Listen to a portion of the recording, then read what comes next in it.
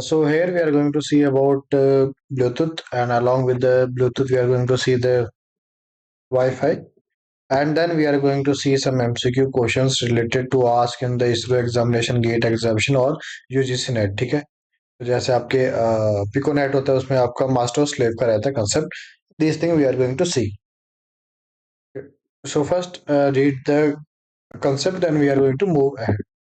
Okay. So wireless LAN, or we can say Wi-Fi. So it is having the IEEE standard of 802.11. So exam में पूछा जा सकता है. So what is the IEEE 802.11 known as? It is also known as wireless Ethernet.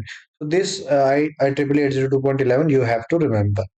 Okay, and I believe you know about Wi-Fi. What is Wi-Fi? So there is nothing that I have to tell you about here about this Wi-Fi. So this thing you have easily can understood. So it provide network connectivity over wireless media.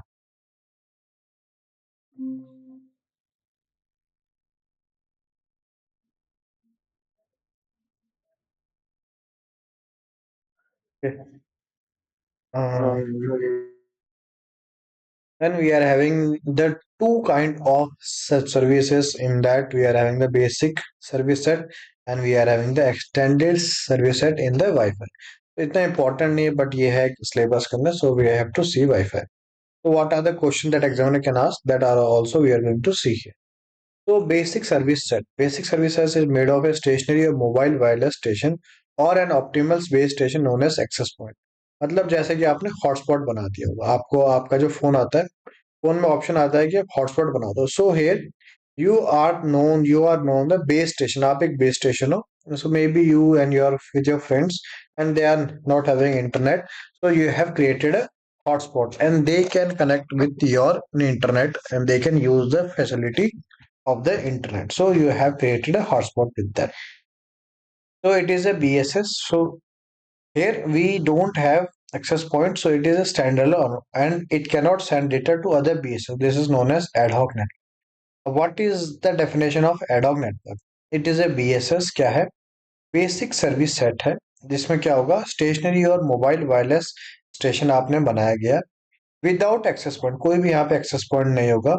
It is a stand alone network that and it can not send data to other BS. Other जो BSS है उनको वो data नहीं भेज सकता.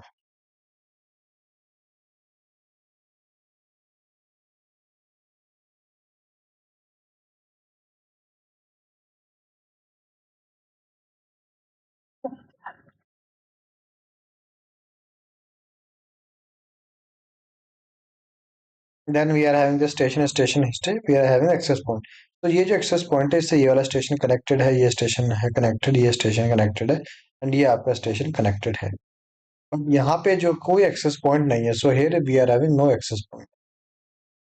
Now we are having the ESS. ESS. It is known as also known as extended service.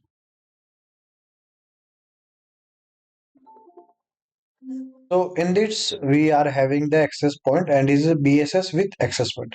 अब जो आपका basic है उसमें access point आपने लगा लिया. So here we can have multiple access point. In this case BSS is connected to a distributed wired LAN. ठीक है? And here we are having the Ethernet. So that distributed system connected with APs in BSS. तो जैसे आपका mobile station है यहाँ पे कोई stationary है, तो where we can also create a multiple wifi also.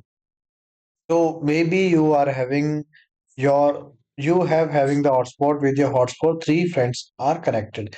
Another your friend is having the access point, and from this three other devices are connected. So this is extended service set. So you are just extending the BSS with some more access point over here.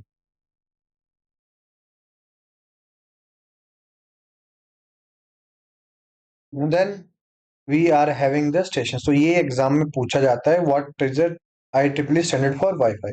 So you have to remember this. So there is nothing that I can say about here.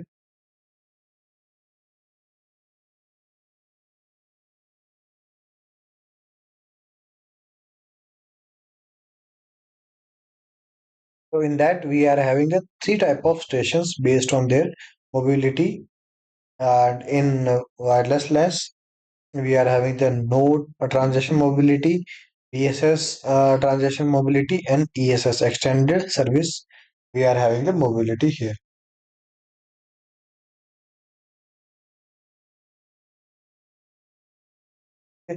So I know it is boring, but when you are going to see the MCQs, तो MCQs में आपको कुछ कुछ जो है आपके points that they are going to be get clear. The station with no transmission mobility is either a stationary or moving only inside a BSS. A station with BSS stationary can move from one BSS to another. The movement is known is also confined inside one ESS. ESS क्या extended रहता है BSS का, in that we are having the access point. However, its does not guarantee the communication is continuous during the move. तो आप एक station से दूसरी जगह मूव कर रहे हैं, जैसे आप यहाँ पे थे पहले, फिर आप यहाँ से दूसरी जगह मूव कर रहे हैं, फिर दूसरी जगह तीसरी मूव कर रहे हैं, फिर यहाँ से यहाँ मूव कर रहे हैं। सो ये जो आपको 802.11 है, जो आपको वाईफाई, ये गारंटी नहीं देता है कि यहाँ पे भी आपको डेटा मिलेगा। हो सकता है कि इसके बाद में पैकेट ड्रॉप स्टार्ट हो जाए। तो packet drop can also happen, so because it is having some limitation. जैसे आपने सुना होगा, you have created your wifi, so it is having some area, so in that area only it can provide the data। ठीक है, जैसे आपके यहाँ पे कोई वाईफाई लगा होगा, तो कुछ ऐसा स्पेसिफिक रूम होगा in your house, in that we don't have the full connectivity there. Okay, so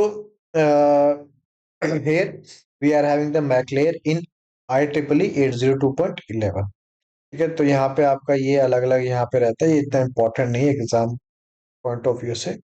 So we have discussed about the LLC and we have discussed about the MAC layer also in our last class। ठीक है, इसमें आपके दो रहते हैं point, एक होता है distributed coordinator function and it is a point coordination functions. ठीक है, सो अपना होता है distributed coordination function. So one of the two protocol of by IEEE where the MAC sublayer is also called the distributed coordinator function, DFA use CSMA C। okay? And it has a wireless LAN cannot implement CSMA CD। देखो यहाँ से एक question बन गया। One question from here, in Wi-Fi what we use CSMA C। In Wi-Fi what we use CSMA C। And in our LAN what we use CSMA CD। एक question होगा यहाँ पे, देखते हैं। ये देखो, GATE 2021, which multiple access mechanism is used in Wi-Fi 802.11। अब यहाँ पे हमने देखा जो सी एस एम सी है वो वाईफाई में यूज किया जाएगा, एंड जो C S M C D है वो किस में यूज किया जाएगा, इथरनेट में यूज किया। In your Ethernet we are using this. ठीक है, तो this is how examiner can ask questions to you.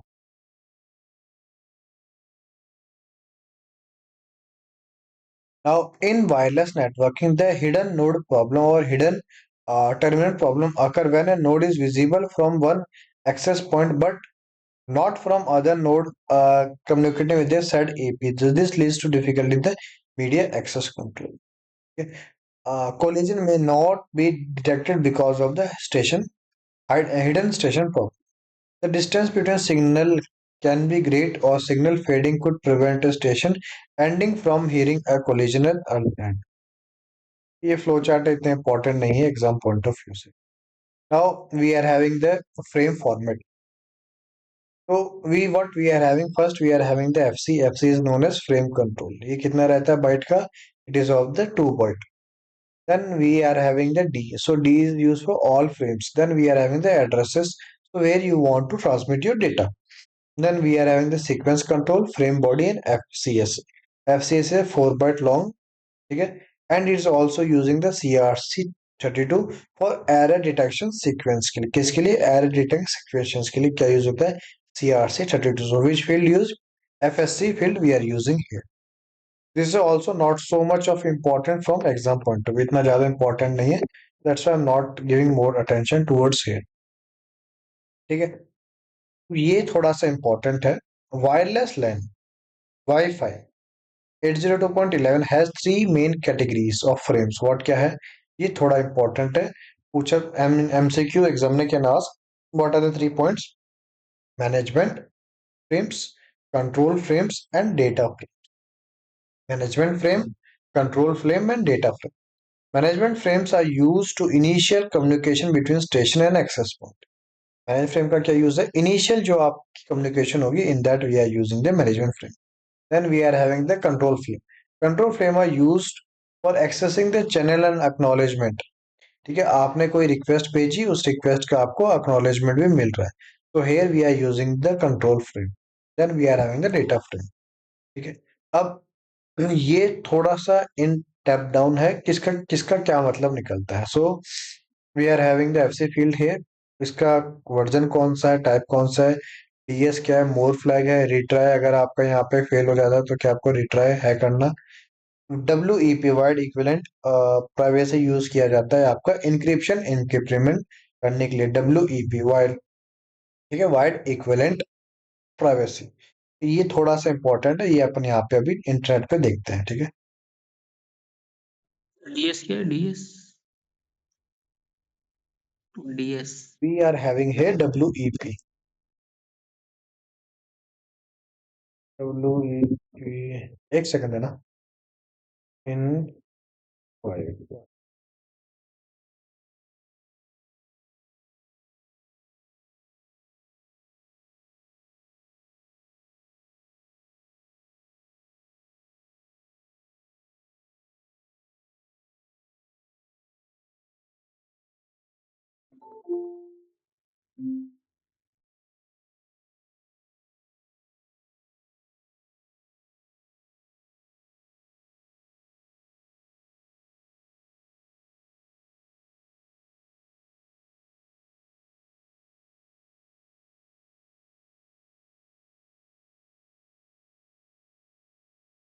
WP.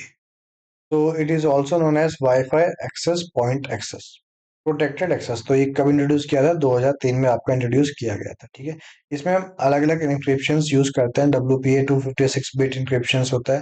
तो हम शुरू में पहले 64 बिट था, फिर अपना 128 बिट है. Now we are using the 256 bit encryption. So now we are using the WPA2 version. So which was introduced in 2004. It is a upgraded version of WPA. So एक security protocol था. अब हम नया इसका version आ गया WPA2. WPA2 is based on robust network security mechanism. तो ये आपके यहाँ पे और ज्यादा यहाँ पे सिक्योरिटी प्रोटोकॉल्स वगैरह लेके आ गए. अब फिर यहाँ पे एक और चीज आ गया WPA3. बट मोस्ट ऑफ यहाँ पे हर जगह यूज नहीं होता है, ये 2018 में बेसिकली आ गया था. But most of the time हम जो सिक्योरिटी यूज करते हैं वो WPA2 ही यूज होता है in all over the, can say, maximum places के अंदर. ठीक है. अब जो आपका जो भी हॉटस्पॉट है, अगर आप विंडोज यूज आप कर रहे हैं तो वहां पे भी आप वाईफाई के अंदर जाके प्रॉपर्टीज के अंदर सिक्योरिटी के अंदर देख सकते हैं which WiFi protocol you are using. Also in Android, if you are using Android, where you can also see here. ठीक है.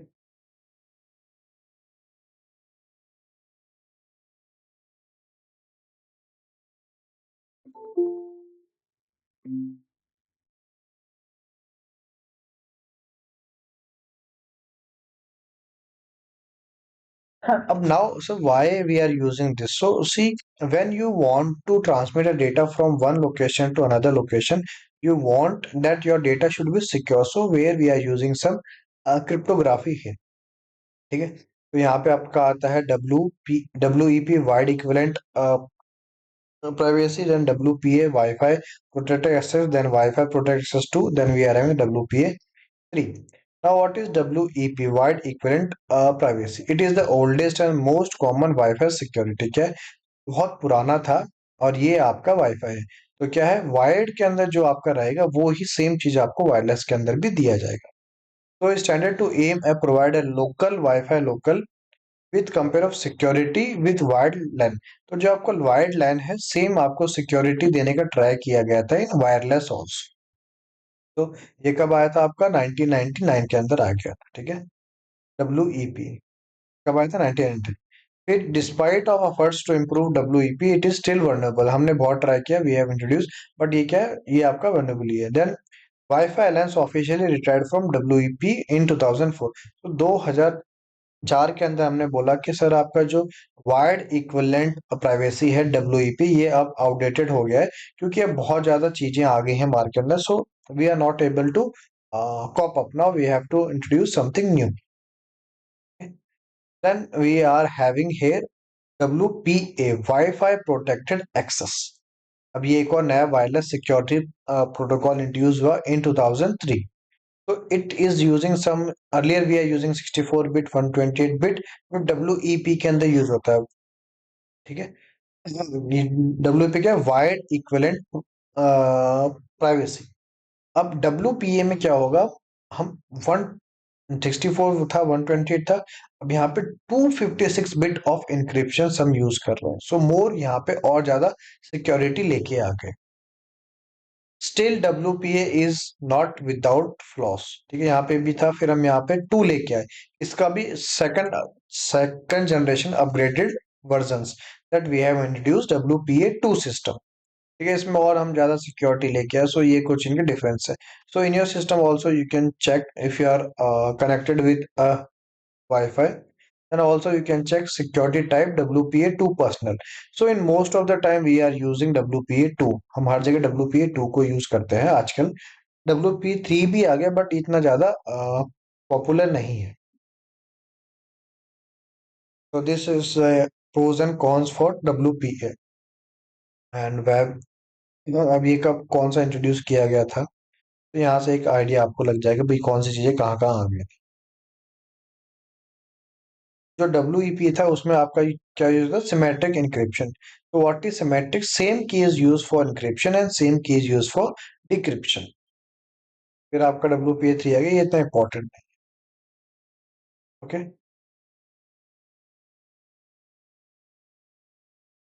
DS. DS. DS, What is? This one. Yes, sir. DS का ऐसा कुछ यहाँ पे फ्लैग वगैरह use होता है, सो बट बेसिकली इसका फुल फॉर्म होता है डिस्ट्रीब्यूटेड सिस्टम.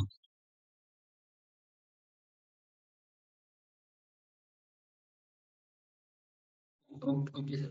ठीक है, बेसिकली इसका हम ये देखते हैं कि कोई आपका सिस्टम है, उसमें डेटा आ रहा है या डेटा जा रहा है, तो एक फ्लैग की तरह ये यूज किया जाता है. फ्रॉम और टू इसको आप बोल सकते हो. So we are using here DS. So DS stand for distributed system.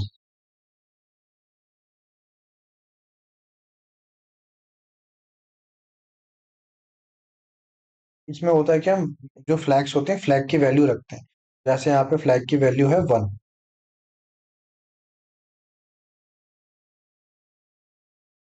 Then we are having the flag value of 0.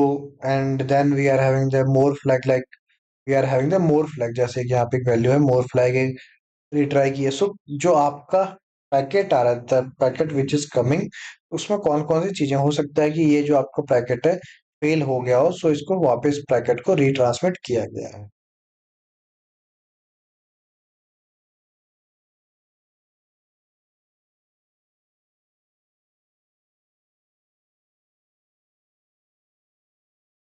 तो अब जैसे यहाँ पे आपके सब टाइप होता है, request to send, clear to send, acknowledgement वगैरह. Now this is my frame format for our wifi.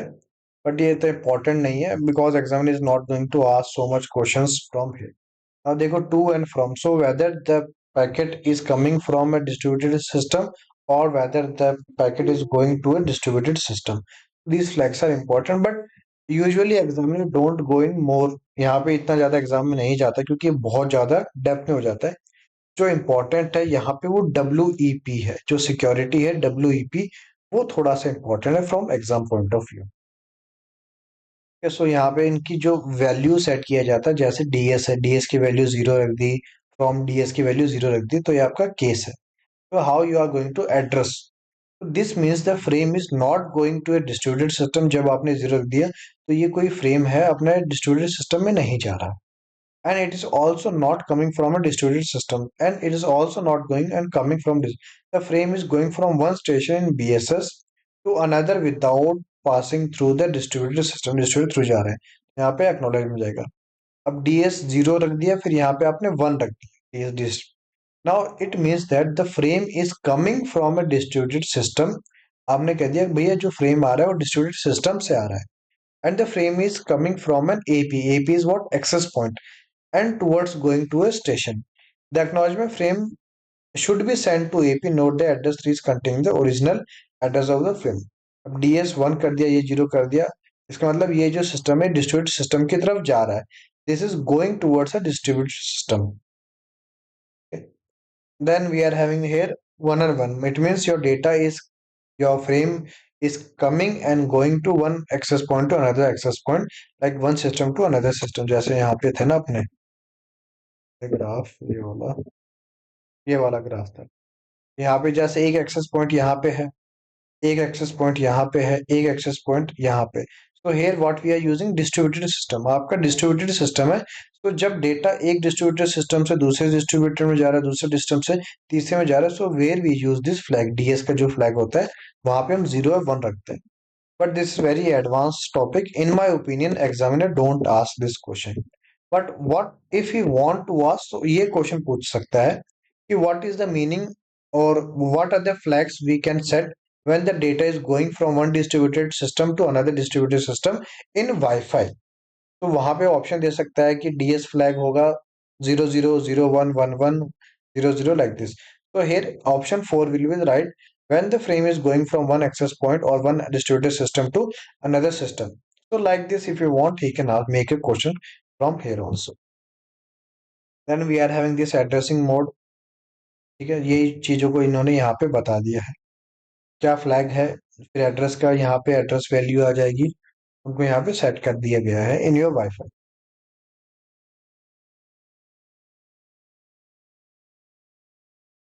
अब इसमें भी थोड़ा एडवांस क्वेश्चंस एग्जाम में आ जाते हैं. जैसे 802 है पॉइंट, उसके भी अलग अलग यहाँ पे F H S, D S S, infrared, D S S, O F D M, D S S S. तो इसके अंदर भी आपने सुना होगा 802.11, 802.11 ए, 802.11 जी. अब ये एडवांस टॉपिक है, ये यूजुअली एग्जाम में नहीं आते, but I'm not saying that examiner is not going to ask this question. He can ask question. This is very very advanced topic. Let's see what question he has asked in previous. जैसे इसने पूछ लिया कि इसमें से कौन सा wifi नहीं है. 802.A होता है, बी होता है, जी होता है, 8023 नहीं होता है. एक था मैंने देखा था,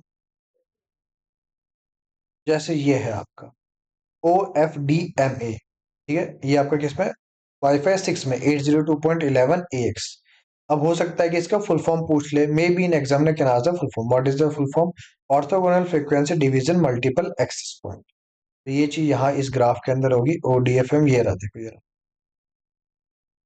अब देखो ये बहुत एडवांस के अंदर पूछ लिया गया. सो ये किसके अंदर आया हुआ क्वेश्चन है, ये आपका यूजीसी नेट के अंदर आया हुआ क्वेश्चन है. अब इसने यहाँ पे वाईफाई 6 लिख दिया, तो आप यहाँ पे ऑप्शन टिक कर सकते हो. If he want to make this question very complex, then what he can do? He can directly ask what is the full form of OFDMA. If the examiner wants to set the question very difficult, what he can ask? He can ask what is the full form of ODFMA. So it will be very difficult for a student to remember all the things. So that's why I say that usually exam में नहीं आता है. But अब examiner का mood है, अच्छा लगता है, तो यहाँ से भी वो क्वेश्चन बना सकता है. बस इनके आपको फुल फॉर्म देखना है, और जो आपका वाईफाई, ये याद रखना है 802.11 से आता है. उसके बाद A B Z AX G ये चीजें लगती रहती है. अब ये इमेज इंपॉर्टेंट है एग्जाम पॉइंट ऑफ व्यू से. From exam point of view this image is important. 802.11 ये याद करना है किसका स्टैंडर्ड है, IEEE for the wide, sorry wifi.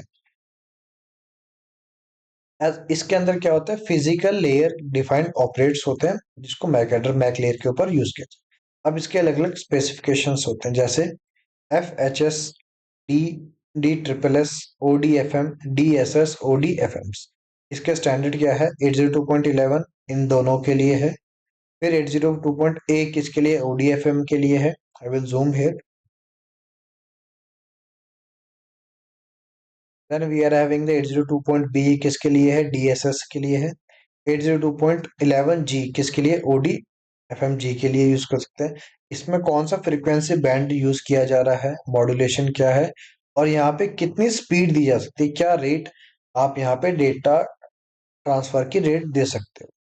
ठीक है, अब फुल फॉर्म भी हो सकता है एग्जामिनर पूछ ले, ये सब चीजें नहीं पूछने वाला, यहाँ से रेट वगैरह ये सब नहीं पूछता है यूजुअली। क्या पूछ सकता है कि इसमें से कौन सा वाईफाई का स्टैंडर्ड है या नहीं है, like this the question that we have seen over here, like which of the following is not a Wi-Fi standard?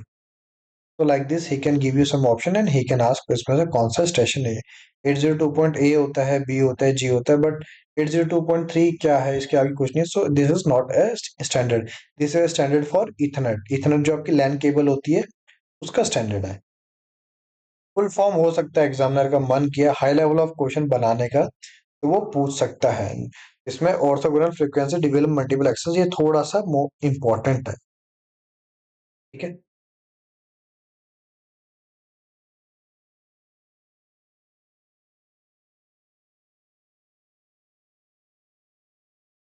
We are having the Bluetooth. अब अपने पास क्या आता है, ब्लूटूथ आता है। ठीक है, ब्लूटूथ आपने भी यूज किया होगा मैंने भी यूज किया हुआ है। अब ब्लूटूथ एग्जामिनर ये नहीं पूछने वाला ब्लूटूथ क्या है, ठीक है, he is not going to ask question what is Bluetooth like this to you.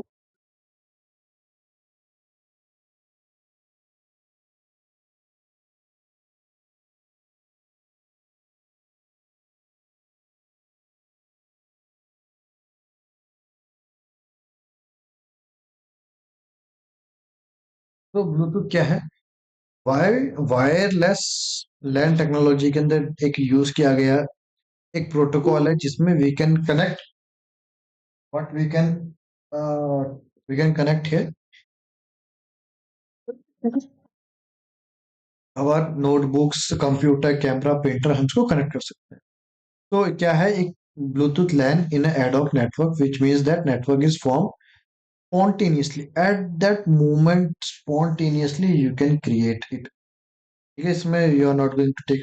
अब इसमें क्या होता है, पिकोनेट होता है, ये इंपॉर्टेंट है, एग्जाम में क्वेश्चन आता है। I will show you the questions also, Bluetooth के भी कुछ क्वेश्चंस हो यहाँ पे पिकोनेट वगैरह रहेगा आपका। जैसे स्लेव्स रहते हैं ब्लूटूथ जो जो पिकोनेट है, इसके क्वेश्चंस भी आपके एग्जाम में आते हैं। So I will ask this question to you now. Okay, devices connected and we can find each other and make a network, this network is known as piconet। आप Bluetooth on कर रहे हो, आपने किसी speaker को किया connect, तो ये जो नेटवर्क है इस नेटवर्क को क्या कहते हैं, पिकोनेट कहते हैं। Bluetooth LAN can be connected to internet if one of the gadget has the capability. अगर एक जो आपका गैजेट है वो कैपेबल है इंटरनेट से कनेक्ट करने के लिए, सो वही कैपेबिलिटी अदर्स जो डिवाइस है उसके अंदर भी ट्रांसफर किया जा सकता है। ठीक है, अब ब्लूटूथ क्या होता है, इसको हम लार्ज नहीं कर सकते, it is having some limitation. क्या है इसके पास में, some limitations we are having in this over here. अब इसमें दो चीजें होती हैं, एक होता है पिकोनेट, एक होता है स्कारनेट। एग्जाम में पिकोनेट से क्वेश्चन आ सकता है if examiner if wants to ask. Piconet थोड़ा सा इंपॉर्टेंट होता है as compare to this, although this is important but this is more important. तो ब्लूटूथ के दो नेटवर्क रहते हैं, piconet and scatternet. Piconet, a bluetooth network is called as a piconet or a small net। pico मतलब small and network मतलब network, the communication between a primary and secondary device one to one or one to many। Exam में क्या question पूछा जाता है, it can have up to 8 station, maximum कितने station आ सकते हैं in a piconet. Examiner can ask question how many stations can be added into a piconet, what is the max, max value क्या रहेगी, सो max value रहेगी 8। अब इसमें पूछ सकता है कि what are the maximum slaves we can add. 8 में से एक तो मास्टर रहेगा, वन विल द मास्टर, तो 8 माइनस 1 7, स्लेव्स कितने हो जाएंगे 7, तो 7 ये हो जाएगा और एक आपका मास्टर हो जाएगा, सो टोटल कितने हो जाएंगे 8। ठीक है, so total will be 8 maximum device we can add into a piconet in which one will be the master and 7 will be the slave. Now you going to unmute and you are going to give the answer of this question. अब आप इस question का answer दोगे। Anyone who is interested, you can unmute and you can give the answer. How many devices a Bluetooth Piconet connect simultaneously? इसमें से आप बताओ, what is the answer of this question?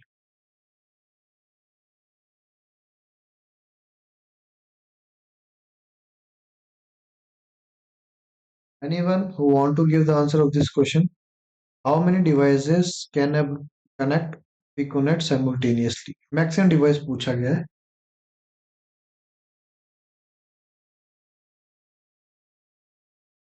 Okay, so answer will be the 8 devices. अभी हमने देखा था 8 जो device है जिसमें 1 मास्टर रहेगा एंड 7 आपके स्लेव्स रहेंगे. So total maximum we can add 8 device. So this question asked in ISRO 2019.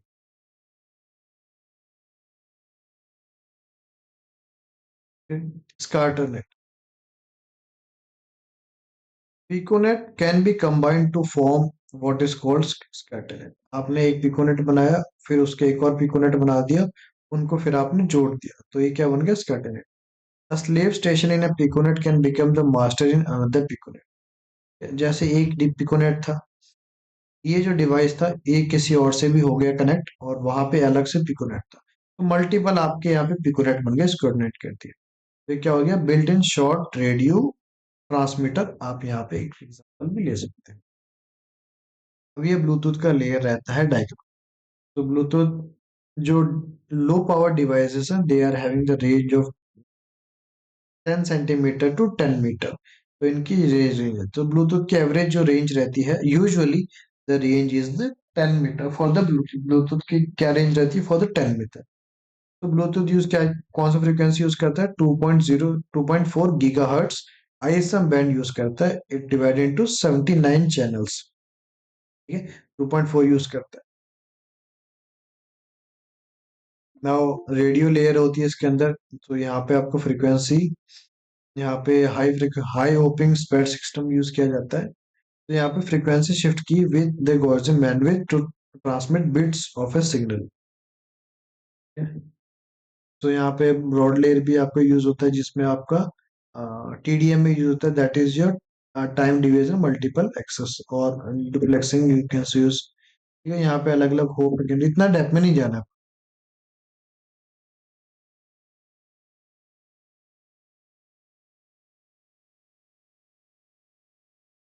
अब इसमें भी क्या होता है, अपना दो लेयर्स रहती हैं. First is synchronous, another is asynchronous connection oriented और another is connectionless link also. ठीक है. Now we are having the synchronous connection oriented link, SCO. SCO is used for real time audio where avoiding delay is important. हमने बोला कोई delay नहीं चाहिए, मुझे real time data सुनना है. Avoiding latency is more important than integrity. The secondary can create up to 3 SU link with the primary and where having the speed of 64 kbps in each link. तो यहाँ पे क्या होगा? Delay नहीं होगा और कोई भी पैकेट को नो रीट्रांसमिशन फेल यूजुअली नहीं होता है, इसलिए कोई रीट्रांसमिट नहीं रहेगा. एसिंक्रोनस में होता है क्या है? हमने बोला कि डेटा इंटीग्रिटी इंपॉर्टेंट है देन अवॉइडिंग लेटेंसी. मुझे लेटेंसी से मतलब नहीं है बट इंटीग्रिटी इंपॉर्टेंट है डेटा के. तो यहाँ पे क्या होता है? यहाँ पे आपका ट्रांसमिशन होता है.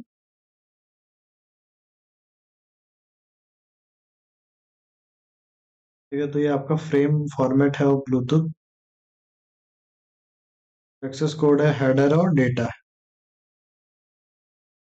तो usually examiner don't ask question from Bluetooth frame format. If you are interested, you can on the internet you are going to find, so where you can also read or from this PPT also you can read. So now we are moving towards the MCQ question. अब एक बार MCQ question देख लेते हैं अपन जल्दी से.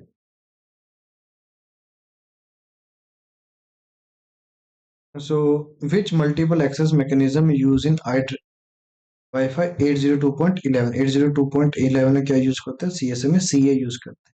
TD किस में होते हैं? ईथरनेट के अंदर. वायर्ड जो रहता है वायर्ड के अंदर हम इसको यूज करते हैं. Wired, we use this, and in our Wi-Fi we use CSMA CA.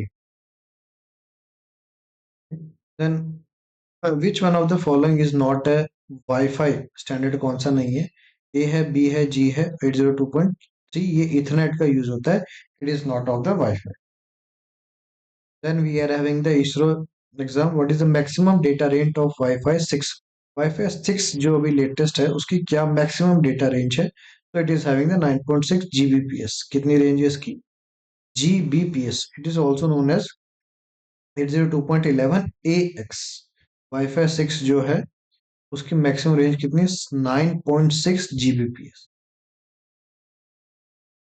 Gigabits per second. और जो आपका वाईफाई 5 है जो अभी इंट्रोड्यूस हो चुका है, it is having the maximum speed of 6.9 Gbps. Yeah, agar if you are reading the newspaper like this, so it will be great for you. And Wi-Fi 4, it is also known as 802.11n. It is having the range of 600 Mbps. कितना इसका रहेगा? 600 Mbps रहेगा. Then we are having a frequency band in Wi-Fi 5 में कौन सा frequency band रहता है? तो ये क्या वाईफाई पे एक्स रहेगा. So it is having the 2.4 जो आपका शुरू में था उसमें आएगा 2.4. आपका जो वाईफाई 3 या 4 के अंदर आएगा. बट जो 5 रहेगा उसमें 5 गीगाहर्ट्ज ही रहता है. और जो आपका वाईफाई 6 है वो 6 गीगाहर्ट्ज वाला यूज करेगा. वाईफाई 4 आपका 2.4 5 दोनों यूज करते हैं. एंड वाईफाई 5 प्योर आपके 5 गीगाहर्ट्ज पे यूज करता है. Then which of the following technique is used in Wi-Fi 6? Wi-Fi 6 में हम क्या यूज करते हैं? हमने देखा था orthogonal frequency division multiple access we are using ODFM में. So this question asked in UGC NET 2023.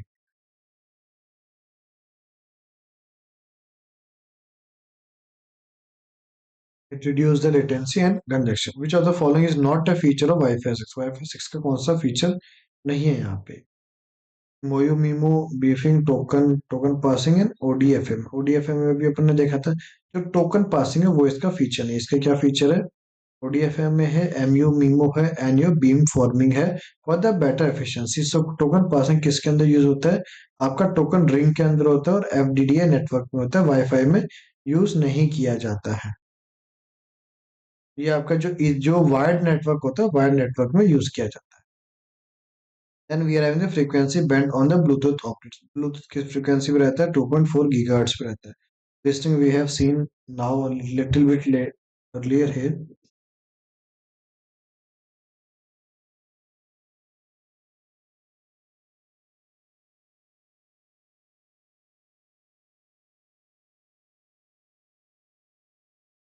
Bluetooth use 2.4 gigahertz. यहाँ से देखो एग्जामिनर ने क्वेश्चन पूछ लिया. This question asked by the examiner.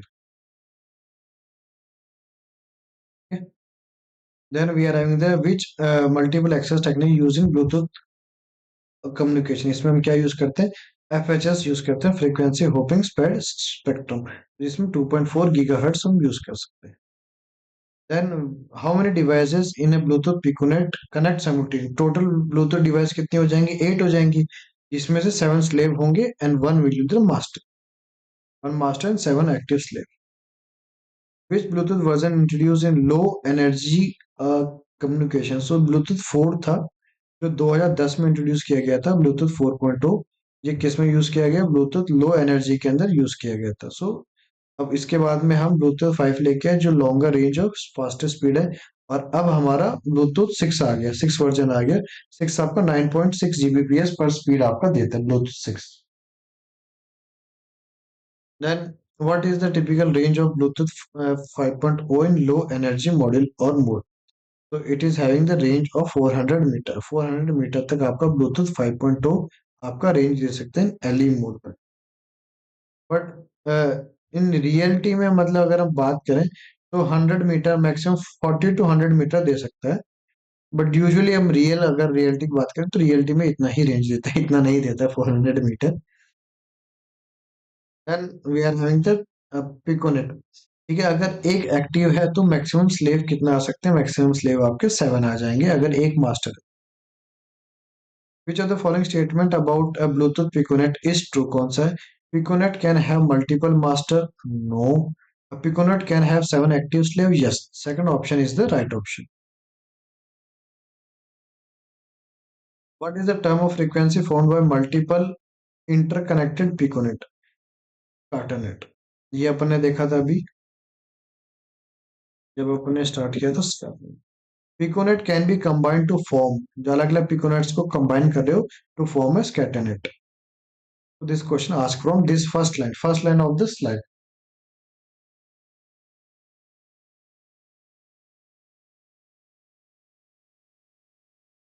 Which device in a Bluetooth Piconet is responsible for assigning the time slot? कौन करता है? Master सब कुछ करेगा. So master is the assigning the time slot.